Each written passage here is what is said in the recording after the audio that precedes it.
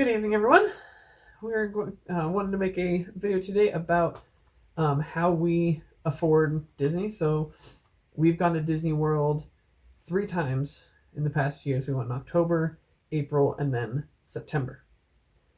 And the first trip was 10 days, and the second two were 5 days each. So we've been in Disney World 20 days total in that year. And we get asked a lot by like our coworkers and our friends that know us and know that we've gone on these trips. We get asked all the time, like, how are you affording to go this often, or how are you affording to go to Disney at all? Like, it's so expensive and everything. So we just kind of wanted to sit down and make a list of just kind of ways that we manage to afford it, like things that we do in order to afford it. And it'll be split into kind of into two separate videos. One of them will be kind of this one will be kind of what we do kind of prior to the trip, like just about saving for the actual trip and things like that. And then the second part will be kind of pertaining to how we kind of save money where the actual parks are concerned, like whether it's like while we're there or just kind of saving in planning or just like in the actual planning phases. Yeah. So this one is kind of before the actual planning phases. So let's start with this first one. The first thing we do is, obviously, which is the thing that we tell everybody that you should do, is to plan ahead. Yeah, Disney's not one of those vacations that you can just go. Yeah, like unless you have a bunch of money to just be able to throw at that moment. You know, depending on like how many people you're taking, you know, you might need, you know, a few $1,000s to drop. You know, if you're taking like 5 other people, you're going to need a lot of money. And if you have that money, great, cool, you can go next month. Good on you. People like us who work normal jobs, we can't do that. No. And so we plan ahead. So our first trip in October of 2018, which was 3 weeks after Aiden was born, I started planning the trip. She had never been to Disney World before. I went 16 years ago with my parents and my sister. But she'd never been before, and so she didn't really know how to plan. Well, I didn't know how to plan it either, but I had a little more experience having been there, so I knew kind of what there was. I also had the added advantage of one of our friends who's actually in some of our earlier videos while we were there in September, Jess. I also had the added option of having her, and she and I kind of just talked about it and bounced ideas off of each other. Yeah. About different things, so that was a big help. But I started planning that trip in January. So January to October. So I started planning it 9 months in advance. And I'd already started thinking about it about 2 to 3 months before that. It was actually around our wedding, at the time of our wedding, or just after our wedding. It would have, yeah, we started probably like rolling ideas just after our wedding. Yeah, that's when we were kind of thinking about it, but we didn't really solidify it until January. Yeah. Until like, early January. And that's when we booked, right? Yes. Yeah, I booked like the second week of January.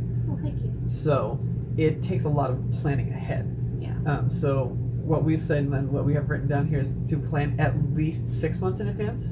Even that might be pushing it in some cases. That's about how much time we had. 5 to 6 months between our April trip and September trip, and then October and April, and even that was pushing it a little bit in some ways. I think it just depends on how much you have to spend, like how much money you have readily available, how much you have to save, and how much you have to prepare. Right. I think like if I just wanted to jump on a trip and go, I could probably go in a couple of months, easy. Right. Yeah, if it's just you.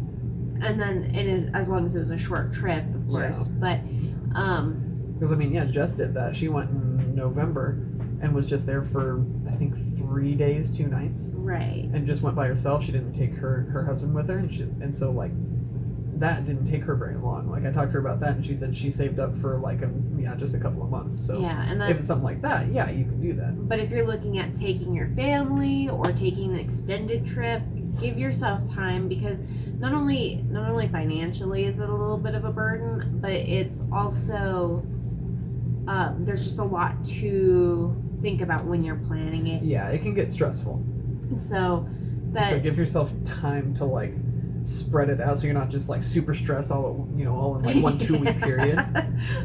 Spread the stress out so that you're not like, so it doesn't overwhelm you. Yeah. Because you won't enjoy the trip if you were that stressed out while planning it. Like, you will not. It's just not going to happen. No. So that time period is key in several aspects of it. Yeah.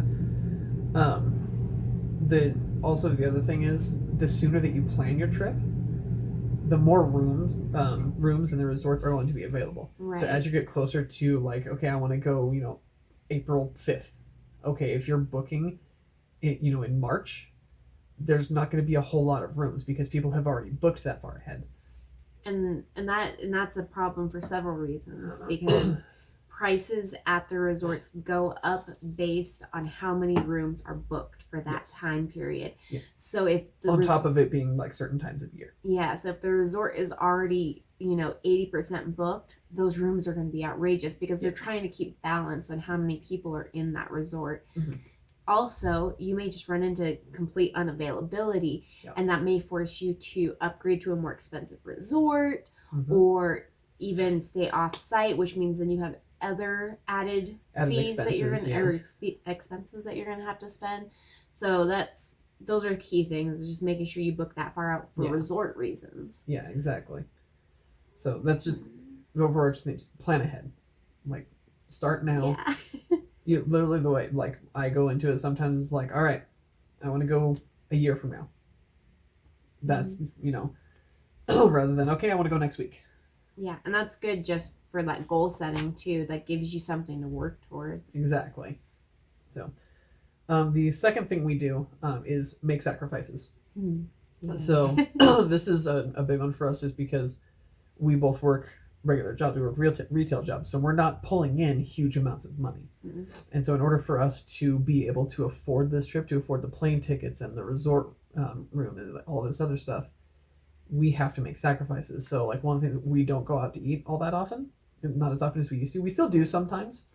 Yeah, we've been kind of bad about it lately just because of the holiday season the holidays, and it's time. gotten rough, and we don't have time to cook ourselves a lot of times, and so it just kind of has been that way recently. But for the most part, we don't eat out very often. Yeah, and so just avoid unnecessary expenses. Like, we're pretty big video gamers and board gamers, as well as movie people, and so usually it used to be that I was buying new movies, new video games, and new board games all the time.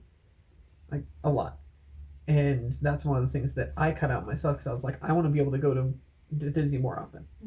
Especially after our first trip, I was like, I want to be able to do this. And so that's one of the things that I did. I was like, all right, well, I'm not going to buy any more video games for myself. Right. I think I've bought, technically, actually, I've only bought one in the last year and a half for myself. Yeah. You bought a couple for me, but I bought a couple for you as gifts. But that's been it. So, it's just anything that is unnecessary, you should consider cutting that out, because that's going to be more money that you can use for this big thing that you want to do. And that goes into obviously we're a lot more Disney centric than a lot of people are, but that expands past just those month to month, paycheck to paycheck expenses. We're living in a 1.5-ish bedroom apartment. Yeah. When we probably, if we wanted to, we could be in a 2-3 bedroom apartment. We could afford it. Yeah. Fairly easy. It might be a little tight sometimes, but we could afford it. But we choose not to, so that we can do stuff like this. Yeah, we would rather put our money elsewhere. We're comfortable living in this size of apartment. Yeah. And so it's things like that, for us. Well, Ellie's comfortable back here too. she's great with it. She doesn't care. Or I'm still making payments on my car, but my car isn't a huge expense, but we don't have brand new cars. Mine's an 04 Impala, so yeah, I have a 2011, and I just kind of lucked out in my payments and stuff. But yeah, because yours had hail damage to start with. It was already totaled out. Yeah, well, it wasn't even not totaled out, but it wasn't the hail damage, but I also had the destroyed engine, which they completely replaced because it was under warranty. But it had a destroyed engine, hail damage, and then my dad co-signed for me, so that decreased my payments a lot. Yeah. But it's like any way that you can kind of knock down any of your payments, like, you know, always make your payment, like all your payments that you need, but yeah. any way you can knock down any of those superfluous expenses, or like where you're spending more than you should, that's kind of what we do, is we're just kind of knocking those down. Yeah. So like, that we can then take that money and use it towards this. Yeah, those subscriptions that you have, like, how often are you really watching Hulu? Does it really matter if you need commercial free? Yeah, exactly. You know, or for us, we all kind of share the burden of our different subscriptions. Like, what, like, one set of parents pays for Netflix, and then we pay for Disney Plus. Pay for Plus. Mm-hmm. You know, we kind of balance out that way too. And so the third step thing that we have is have a plan. So this is not the type of trip that you can go into and just wait, like, unless you've done it a bunch of times before. So like, we've been there, you know, 3 times in the past year. We could probably just go there and just wing everything and not have planned it. It wouldn't be fun, but we could do it. I couldn't do it. Yeah, well, yes, you couldn't because of your personality, but I'm saying that we would be able to. No, but those are those, like, it's that same thing of that I said earlier when it came to the plan ahead, is really digging into that plan is what's going to solidify everything for you. It's going to solidify how much you're spending. It's going to solidify your time, how much time you have to go. Yeah, and so for us, we a lot of times, and the reason this is included in this video instead of the next one is because for us, we plan like where we're going to be, like which parks we're going to go to before we even book our trip most of the time. We have set out, okay, we're going to go between this date and this date. And then we sit down and go, okay, we want to be in Magic Kingdom this day. We'll do Epcot this day. We'll do Animal Kingdom this day. Like, we sit down before we even book it and figure all that out. And that comes with, like, I look at things, and I know he doesn't, but I look at things like the crowd calendars, so I have an idea of when, like, is that week going to be packed full of cheerleaders? And spring break. Not even spring break, but like this, I think it's here in the next month, is the cheer competitions. Oh yeah. So the resorts are going to be packed and stuff like that. Yeah.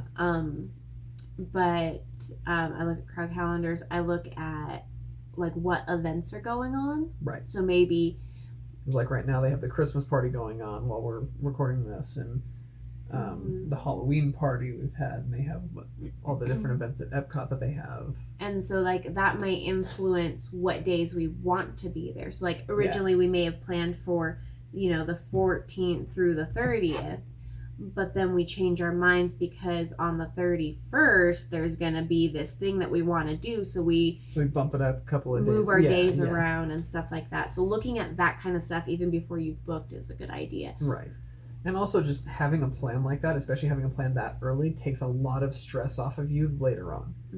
Because then you don't have to sit down after you've booked everything and then go, okay, now what are we going to do? Like, I have this all booked, now we have to figure out what to do. It's just not a good way to do it. It puts a lot of stress on you. And it gives you, it's more of that goal setting. It gives you something to look forward to. Like, you can look at it and like, all right, this money that I'm putting towards this trip, it's going to this day. Yeah. This is what's going to make me going to the Christmas party possible. Right. Me not eating out today is what's going to make sure that I can pay for my flight. You know? Yeah. So, number 4, do your research. And that she kind of touched on this a little bit with the crowd calendars and stuff. But do your research ahead of time. So, before you even book anything, you should be looking at how much is a flight going to cost on, like, if we want to leave this day and come back this day, how much is the flight's going to be on those days? Which resort are we going to stay at? How much is that going to cost us? Should we, like, do your research and find out, should we use a travel agent? Which we'll kind of cover in the next one. So just do your research ahead of time, because there are certain days that flying is cheaper. Yeah. From what we've found, if you fly on Tuesday, it's usually cheaper. Yeah, weekend days are probably the worst to fly. That's when everybody flies. So it's Friday through Monday, basically, because you got people leaving out on Friday and people coming back Sundays and Mondays. Yeah. Because they're taking like 4-day weekends. So Right. those are always some of the worst days to travel on. And then Wednesday and Thursday can be hit or miss. Because, like, the people who have, like, 4-day weekends, sometimes it's, it starts on Thursday rather than starting Friday and going to Monday. Mm-hmm. And then, like, just Wednesday, for whatever reason, is in there. Like, I don't even know why, but I was able to find cheaper flights on Tuesdays every time for all of our trips. I mean, we left on Mondays these last couple of trips, but from the research that I did, Tuesdays would have been better. It's just the timing didn't work out. So it's like, do your research beforehand so that you know, okay, this is going to be a good day to fly. Mm-hmm. And look at your options when it comes to flying.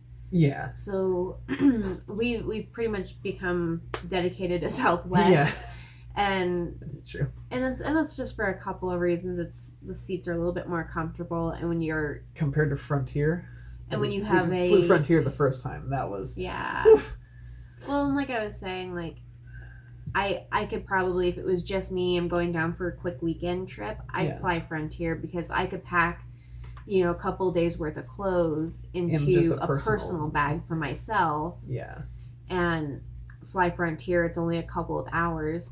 Yeah. But when you have a lap child who is 20-something pounds and is wiggling or asleep, and you have to like hold him and prop him up. She had to sit in like weird positions in order to like figure it out, especially on Frontier. And so it became really uncomfortable. So that's a big thing. That was a big thing for us. And then also the baggage issue. Mm-hmm.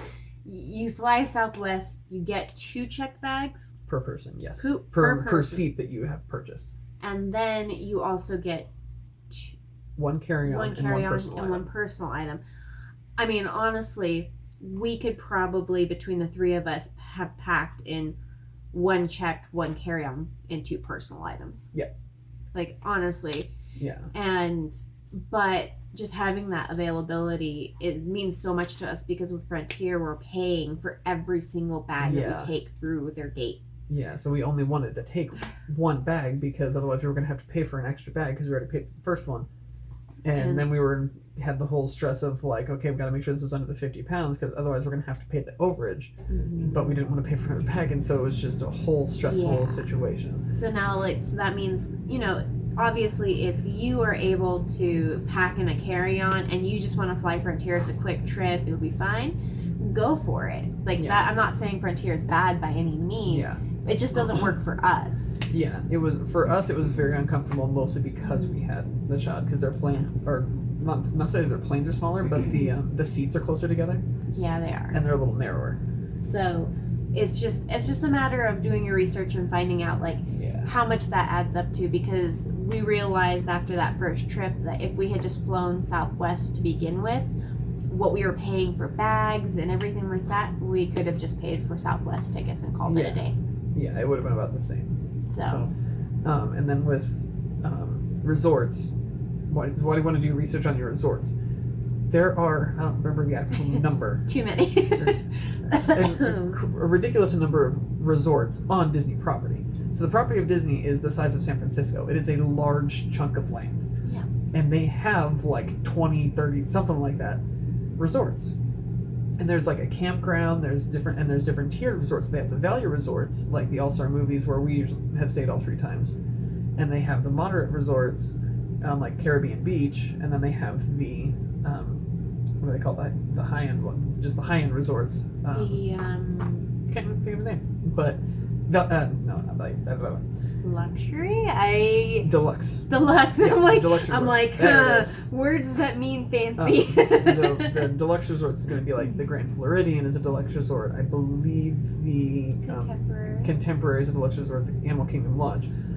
Pretty much any of the ones that are right off of a park are going to be considered the deluxe. That's kind of how they judge it. Is as you get further away from the parks. Yes. That is what determines the value of your resort. Yes. You're going to be paying It's less about the amenities that you have, because most of the resorts have the same amenities. You have large food courts in all of them. In the value resorts, you don't have like actual restaurants. But in the other two levels, in the deluxe has their own restaurants, like actual sit down, like table service restaurants. Yeah. And the moderate ones, for the most part, I believe all of them do too. Well, there are more amenities in the more expensive resorts. That's not to say that there's not, because you see things like at the Grand Floridian, you have the spa, you have the atmosphere of the whole place. So there is some stuff that you get for going there, but for one of the things that you want to look into as well is, why do you need to upgrade from a value resort to a moderate resort? Because really, in all reality, how much time are you going to be spending in that resort? Yeah, so like if you're planning on having lots of rest days and spending a lot of time in the pool, so maybe that's something that is going to cause you to upgrade. So if you're taking a longer trip, like, a 2-3 week trip or something like that, and you have children, like small children with you, like we do, there might be days that you're like, all right, we're going to take this day and we're just going to be at the resort. You can do that. And you might want to stay at a little bit of nicer resort, so you get some of the other amenities, so you can get, have a spa day or something like that. Then, yeah, sure. But for people like us and for a lot of other people, it's like, we're just sleeping there. We go there to sleep, and then we go to the parks, and that's all we do. So for us, there's no point in paying for those more expensive rooms or the more expensive resorts as a whole, because we're not using any of those extra amenities that we would be getting for it. So it's not worth it to us. I mean, I think when we go to when we're there, we go to the pool maybe once while we're there. Yeah, once. Yeah, I think we've only gone once on every trip, and the second trip we didn't even go to the pool. Yeah, so. No, it was the first one that we didn't go to the pool. The first one because I couldn't swim. Because you couldn't swim, yes. So, with all that being said, so like for us, Port Orleans is supposed to have like a really awesome swimming pool. Yeah. But we don't even get in the pool. Once once Aiden and any other kids we might have, once they're older, then sure, maybe we'll go, look at those, or maybe we'll be living down there or something like that, and it won't matter. But as of right now, for us, it really doesn't matter. And so you have to research and find out, is that going to matter to you? Yeah. Because it may not. Yeah. So the last one that we have for us is keep track of your savings. One of the best ways that I've found is to always keep track of how much we have already paid on the trip and how much we still have to pay.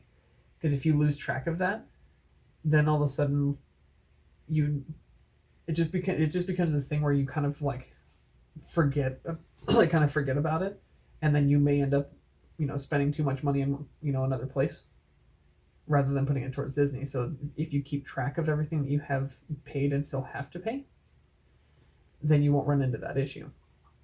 And that's one of the best things. So like we go through a travel agent, and so it's really easy for me to just log on there and see, okay, I've paid this much, we still have to pay this much, okay, cool. And it allows us to keep track of that. And so it just takes a large chunk of stress off of us too. Yeah. And so that for your family, that might mean making like a little bulletin board where you can like track it and move over, sticky notes to track how much you've put towards your trip. Yeah. And even if that means like, so we book and then we pay as we go through the booking. Yeah. If that means that you guys want to put it all into a bulk savings account and have what you think you need first and then book your trip and then plan for your trip, and then do it that way. But you can still track it, and tracking it really sets it in stone visually and mentally for that. It's like I keep saying, that goal setting thing.